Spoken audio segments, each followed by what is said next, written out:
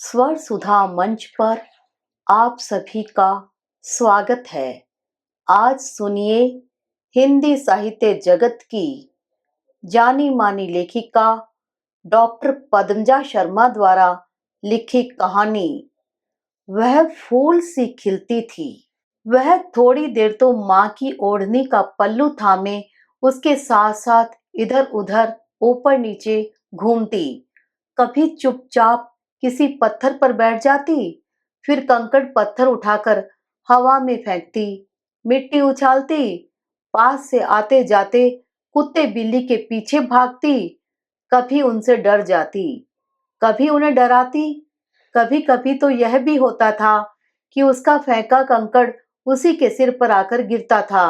वह सिर को सहलाती, रुआंसी हो उठती।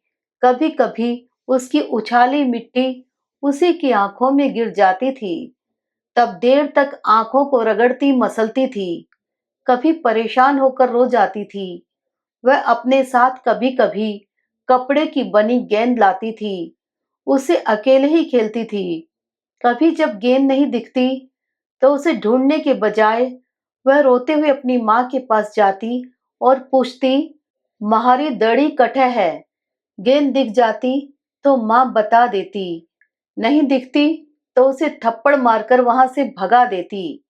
दोपहर में कभी पेड़ के नीचे उसकी माँ उसे सुला देती, पर जैसे ही वह जागती, रोकर माँ माँ करते हुए इधर उधर तब तक भागती जब तक उसे माँ दिखाई न देती। कभी गुस्सा करती, कभी गालियां भी देती। रांड कुसुणी बाप को खा गई, वो हमें बीच मंझधार में छोड़कर चला गया। तुझे मेरे गले बांध गया, मैं तो कहीं की न रही। जीवन भर का फंदा गले में डाल गया, न निकालते बने न पहनते बने। कभी कभी वह उसे प्यार भी करती थी, किस्सू किस्सू कहते हुए सीने से चिपका लेती थी। हमारे घर के पास एक मकान बन रहा था, वहां कई मजदूर काम करते थे।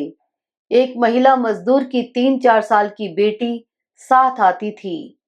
उसका नाम किशोरी था, पर उसकी माँ उसे किस्सू कहकर बुलाती थी। एक दिन किस्सू की माँ पेड़ के नीचे बैठकर खाना खा रही थी। इस समय मजदूर लोग हमारे यहाँ से पीने का पानी लेने आते हैं। मैंने बाहर का दरवाजा खुला छोड़कर रखा था, तभी छोटे बच्चे की आवाज आई, आंटी जी, पानी पिलाओ नी। यह गर्मी की एक दोपहर थी। घर पर सिवाय मेरे कोई नहीं था। मुझे लगा यह भ्रम है मेरा, यहाँ कोई नहीं है। फिर आवाज आई, आंटी जी, पानी पिलाओ नी। मैं रसोई से बाहर आई, देखा जाली के दरवाजे के पास बरामदे में किस्सू खड़ी है। वह बाहरी दरवाजा खुला देखकर चली आई। किस्सू पतली सी सांवले रंग की प्यारी सी बच्ची थी। वह जाली के उस पार मंद मंद मुस्कुरा रही थी। उसने सिलाई उधड़ी फटी पतली सी सूती फ्रॉक पहनी थी। मैंने जाली का दरवाजा खोला, उसे पानी पिलाया, खाने को मिठाई दी और 2-3 खिलौने भी दिए। वह घर में खेलने लग गई। तभी उसकी माँ दौड़ती हुई आई। किस्सू को देखकर बनावटी गुस्सा किया, तू यहाँ कैसे आ गई? चल छोड़ ये खिलौने, नाक में दम कर रखा है, टिकती ही नहीं, पाँव में पहिए लगे हैं। वह उस पर हाथ चलाने ही वाली थी कि मैंने रोकते हुए कहा, इसे मैंने ही दिए हैं खिलौने। यह दिन भर तुम्हारे साथ धूप गर्मी में डोलती रहती है, इसे यहाँ छोड़ दिया करो, मेरे पास खेलती रहेगी। किस्सू की माँ ने घर में इधर उधर देखते हुए कहा, नहीं नहीं, ऐसा भी होता है क्या? यह आपको तंग करेगी, देखती नहीं है आप, यह कैसी मेंढकी सी उछलती फिरती है। असल में किस्सू की माँ घर के भीतर की स्थिति से आश्वस्त होना चाहती थी। मैंने उसे बताया, घर में दिन भर मेरे सिवाय कोई नहीं रहता है। मेरे पति सुबह के गए, रात 10 बजे तक फैक्ट्री से आते हैं। बेटा बाहर पढ़ने गया हुआ है। किस्सू होगी तो मेरा भी मन लग जाएगा। तुम्हारी चिंता खत्म और उसका रोना बंद। उसने कहा, मेम साहब, आजकल डर लगता है। लड़की जात ठहरी। मैं तो इस बांदरी को अपनी आंखों के आगे घूमते फिरते देखती रहती हूँ तो तसल्ली रहती है। मैंने किस्सू को खेलते हुए देखकर कहा, तुम ठीक कहती हो, पर यहाँ वह खुश भी है और सुरक्षित भी रहेगी। मैंने उससे घर परिवार के बारे में थोड़ी पूछताछ की। किस्सू के दादी थी, पर दादी ने बेटे के मरते ही बहू को घर के एक कोने में अलग रसोई करने को जगह दे दी और कहा, ऐसी बहू के हाथ की रोटी मैं नहीं खाऊंगी जिसके हाथ मेरे बेटे के खून में रंगे हैं। कभी कहती, ऐसी बहू का अपशगुनी मुंह नहीं देखूंगी जिसके कारण भरी जवानी में मेरा बेटा सूख कर कांटा हुआ और एक दिन चल बसा। बेटे को कभी शांति से नहीं जीने दिया। जब देखो तब टोकती रहती थी, दारू मत पियो, रात को देर से घर मत आओ, हमें मारो मत, पैसे मत मांगो। अरे, अपनी घरवाली को नहीं मारेगा तो क्या पड़ोसन को मारने जाएगा? मर्द है तो दारू भी पिएगा, देर रात घर आएगा, घर उसका है, औरत को सब सहन करना पड़ेगा। तू समझाने वाली है कौन? तू औरत जात है, समझा मत। समझ, तुझसे लंबाई में लंबा, चौड़ाई में चौड़ा, ताकत में ज्यादा, निडर भी ज्यादा, अकल में ज्यादा। बेटे को गुजरे 2 साल हो गए, पर अभी तक सास ने बहू को माफ नहीं किया था। उसकी जीभ कतरनी की तरह चलती ही रहती थी, कपड़े की तरह बहू के कलेजे को काटती रहती थी। कभी कहती, नाता क्यों नहीं कर लेती? कभी कहती, किसी कुएं बावड़ी में जान क्यों नहीं दे देती? कभी कहती, मुंह काला क्यों नहीं कर लेती? कभी कहती, रेलगाड़ी की पटरी पर क्यों नहीं लेट जाती? कभी कहती, जहर क्यों नहीं खा लेती? रोज सवेरे उठते ही अपना मनहूस चेहरा मत दिखाया कर, जाने हम पर ये कलमुही और क्या क्या विपदाएं लाने वाली है। मुश्किल से अच्छे दिन आए थे, चले गए, सिर्फ और सिर्फ इसके कारण। सास की अपने जीवन में विपदाएं कम नहीं रही। उसका पति शराबी था, कमाता कुछ न था, दारू के लिए पैसा रोज चाहिए था। धनी लुगाई में मार पिटाई, लड़ाई झगड़ा होता रहता था। एक दिन पति ने कांसे का भारी कटोरा फेंककर उसके सिर में दे मारा। उसने भी वही कटोरा पति की तरफ फेंका। वह उसके सिर पर जाने कहां कैसे लगा कि बेहोश हो गया, फिर पागलों की सी हरकतें करने लगा। वैसे तो आधा पागल तो शुरू से ही था। किसी दिन पागलपन में वह पेड़ पर चढ़ गया और गिरकर मर गया। गांव वाले जलाकर आ गए। इन बातों को बरसों बरस बीते। बेटे को बड़ी मुश्किल से बड़ा किया। कैसी कैसी नजरों से खुद बची, कैसी कैसी स्थितियों से बेटे को बचाया। थोड़ा पढ़ाया लिखाया, फिर कारीगर हो गया। शहर चला गया, वहां पैसा अच्छा था, गांव आता जाता रहता था। वह बेटे को बहुत कहती थी, तू गांव ही आ जा, देख कैसा दुबलाने लगा है, चेहरे की रौनक खोती जा रही है। गांव में पैसा कम मिलेगा, पर जितना मिलेगा हमें काफी होगा। कम से कम हवा पानी शुद्ध तो होगा। पर बेटा कहाँ सुनता। यही कहता, हर माँ को अपने बच्चे कितने ही मोटे तगड़े क्यों न हो, कमजोर ही लगते हैं। बेटे को ब्याह लिया। बहू ने कहा, मुझे अपने साथ ले चलो। वह बोला, तू गांव में माँ के पास अपना छोटा सा खेत है, कच्चा पक्का घर है, मैं आता जाता रहूंगा। पति शहर चला गया। 3-4 महीने हो गए, पर न समय सारू पैसे भेजता न खुद आता। तब बहू ने भी कमठे पर काम खोज लिया। वह गांव से बस में मजदूरों के साथ शहर में आ जाती, उनके साथ ही शाम ढले लौट जाती। पहली संतान लड़की हुई, तभी सास के माथे हांडी फूट गई। परिवार की परंपरा तोड़ दी, भाटे को जन्म दिया है। बेटे को पता चला बेटी जन्मी है, बोला, साली, बेटा जनती तो शहर ले जाता, अब शहर के सपने ही देख। उसने घर आना कम कर दिया, पर जब भी घर आता पहले से कमजोर लगता। धीरे धीरे और कमजोर होता चला गया।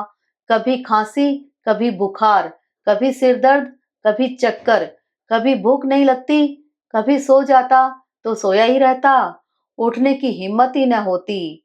शहर का मोह भंग हो चुका था। कहता, वहां जाकर क्या करूं, काम करने की शक्ति ही नहीं होती, हरारत बनी रहती है। सारी जांच पड़ताल, दवाई के बाद डॉक्टरों ने कहा सेवा करो। करी, पर एक दिन सारा खेल खत्म हो गया। सास जैसी भी थी, ठीक थी, पर बेटे के जाने के बाद तो दराती हो गई। बहू पति के गुजर जाने के बाद बड़ी मुश्किल से काम पर निकली तो सास ने कहा, जाने अब किस घर को बर्बाद करेगी, यह महारानी काम पर निकल गई है। जाने ऐसी कौन सी भूख है जो घर में नहीं मिट रही है। पर जब पोती भूख के कारण रोती, तब सास कहती, खिला नहीं सकती तो पैदा ही क्यों किया। बैठे रहने से जंगल के राजा को भी भोजन नहीं मिलता, कुछ काम करो। हाथ पर हाथ धरे रहने से दोनों माँ बेटी भूखों मर जाओगी, भूखों। सास बहू के प्रति बड़ी अनुदार थी।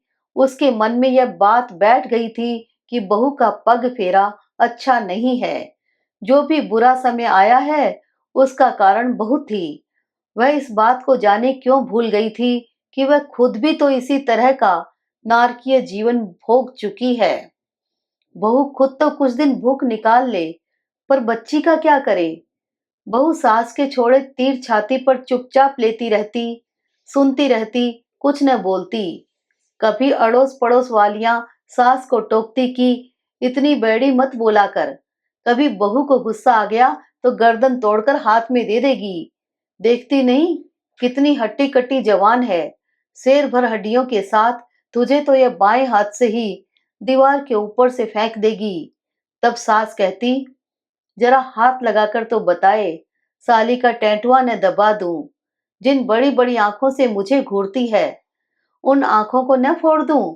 मुझे कमजोर समझने की भूल कोई भी मत करना। दुखों ने मुझे चट्टान बना दिया है। कोई मुझे भेंटी मारेगा तो मैं उसका सिर फोड़ दूंगी।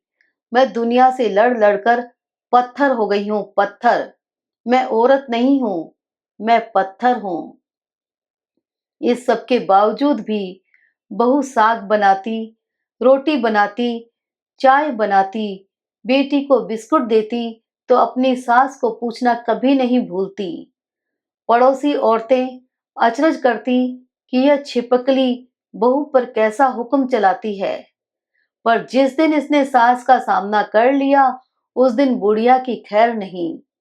कहाँ जाएगी, न खुद चैन से रही न किसी को रहने देती है। अब किस्सू के दिन फिर गए थे।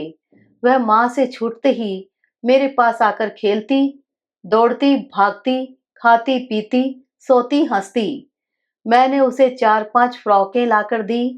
अब वह साफ सुथरी रहती, मजदूरन की बेटी सी लगती ही नहीं थी। इस पर भी सास व्यंग्य करती, प्रश्न पूछती, भले खाने को नहीं देती। कहती, रोज नई नई फ्रॉकें कौन लाकर देता है। बिना लोभ लालच कोई किसी पर 2 पैसे भी खर्च नहीं करता है। तुमको मुफ्त में ये सब कैसे मिल रहा है। वह सूनी दीवारों पर चिल्लाती रहती। बहू चुप रहती, किस्सू खुश रहती। किस्सू की सबसे प्रिय जगह थी घर का बगीचा। बगीचे में वह सारे पेड़ पौधों के पास तितली सी मंडराती रहती थी, पर केला और गुलाब उसे सबसे ज्यादा पसंद थे। सुबह शाम केले के पेड़ के नीचे बैठ जाती। उसके जमीन पर गिरे हुए पत्ते उसे प्यारे लगते। उनको उठाकर वह ट्रे के रूप में उन्हें काम में लेती। तरह तरह के रंग बिरंगे फूल चुनती और केले की पत्ते की ट्रे में सजाती। और केले के नीचे बैठकर खेलती। मैंने उसे एक दिन समझाया, बेटा, फूल जब अपने आप टूटकर नीचे गिरे तभी अपनी ट्रे में रखना। उस दिन से वह बहुत सावधानी बरतती। एक बार वह पूरी शाम गुलाब के नीचे बैठी रही और फूल के झरने का इंतजार करती रही। भूख लगती तब भीतर आती, कहती, आंटी जी भूख लागी, क्या खाएगी? मैं पूछती तो वह मुस्कुराती, कुछ न बोलती। एक दिन दो तितलियां उसके साथ खेलते खेलते घर के भीतर आ गई। बड़ी मुश्किल से उन्हें बाहर किया। जब मैं तितलियों को बाहर करने के लिए दरवाजे को खोल बंद कर रही थी, तब किस्सू ने बड़े भोलेपन से कहा, आंटी जी, ये मेरी बहनें हैं, मेरे साथ खेल रही हैं। मैं चकित रह गई। अरे, यह तो हिंदी बोलने लगी। कल तक तो कह रही थी, माँ थू काम हूँ, निवड़गी काई, घरे हाल। किस्सू की माँ ने बताया कि आजकल मेरे साथ यह हिंदी में बात करती है। कहती है, आंटी जी की तरह बोला कर। एक दिन उसने बताया, यह गीत गाती है, नाचती भी है।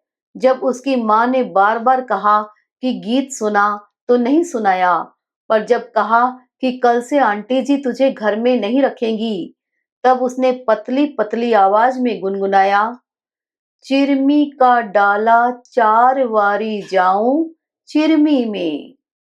चिरमी तो दादो सारी लाडली, और शर्माकर जमीन पर औंधी लेट गई। उसके सारे फूल बिखर गए। उसकी आवाज चिड़िया के बच्चे की सी थी। गीत आधा अधूरा पल्ले पड़ा, पर मुझे आता था, इसलिए मैं समझ गई। किस्सू अकेले भी घंटों खेल सकती थी, बल्कि खेलती थी, अपने आप से बात करती थी।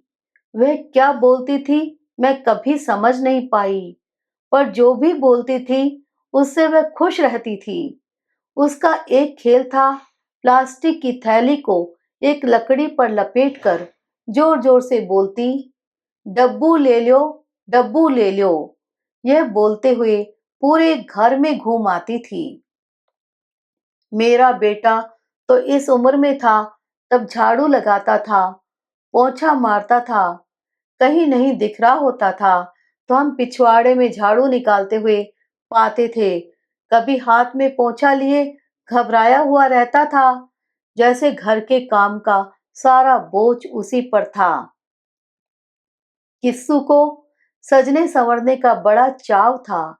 अपने घर से नहाकर भले न आती थी, पर बालों में तेल लगाकर उनमें तितली के चित्र वाला काले भूरे रंग का हेयर बैंड जरूर लगाकर आती थी। एक दिन मेरी नेल पॉलिश खोल ली। नाखूनों पर लगाने के चक्कर में सारी नेल पॉलिश बिखेर दी, फिर रोने लगी।